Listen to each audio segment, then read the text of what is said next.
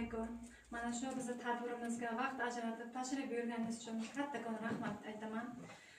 Bu tadbirimizni ochib berish uchun tashkilotimizning direktori Zulfiya Shavkatovnaga so'z navbatini beramiz.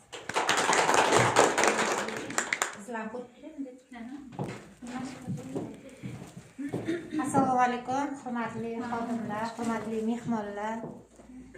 Avvalambor 10-sonli maktabgacha ta'lim tashkilotiga xush kelibsizlar. Buvijonlar, Manzina, Dildora, rahmat. Xush kelibsizlar. Hurmatli tarbiyachilar, bugun navbatdan tashqari bir ko'rik tanlov e'lon qildik. Bu ko'rik tanlovimizni qo'l mehnati deb nomladik. Qo'l mehnatida tarbiyachining mahorati, tarbiyachining bilimi, tarbiyachining qo'llaridagi motorikasini ishlashida shu bola bilan hamkorligi, aslida tarbiyachining mana shunday nima deydi, buyuk bir narsalarni yasashligini isbotlovchi bir ko'rik tanlov deb o'ylayman. Shuning uchun ko'rik tanlovda hamma o'zidan kelib chiqqan holatda o'zi qiziqqan narsalarni yasadi. Mana shu qo'l mehnati bolalar ijodkorligining asosi deb nomlangan ko'rik tanlovimizda o'sha tashrif buyurgan mehmonlarimizni hozir tanishtirib o'tamiz. Toshloq mahallasi Buvijonlar raisining a'zosi Gulnora Mamasoliyevna.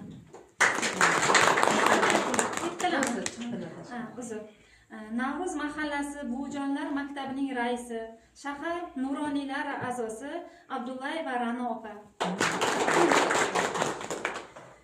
Jizzax viloyati pedagogik mahorat markazi maktabgacha ta'lim metodisti To'raxo'jayeva Madina.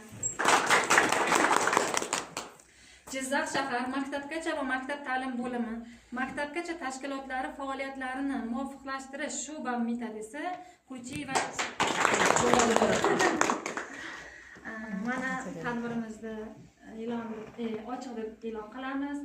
Buning uchun albatta birinchi navbatda biz hozir ishtirokchilarimizni biz shunday rejalashtirdikki, uchta ishtirokchilarimizni qo'l mehnatlarini, ishlarini, o'sha qilgan mehnatlarini ko'rib chiqsak, ya'ni bular o'sha bizning tarbiyachilarimiz tomonidan qilingan qo'l mehnatlarini albatta turli holda nima maqsadda, vazifalari, bundan qaysi markazdan foydalanadi, ya'ni nima maqsaddan, ya'ni o'rta guruhgami, katta guruhgami o'sha yasagan qo'l mehnatlari haqida sizga tafsilotlarni aytib o'tadilar. Birinchi bo'lib boshlamizmi? O'sha bu kasbni eng mutaxassislardan bittasi.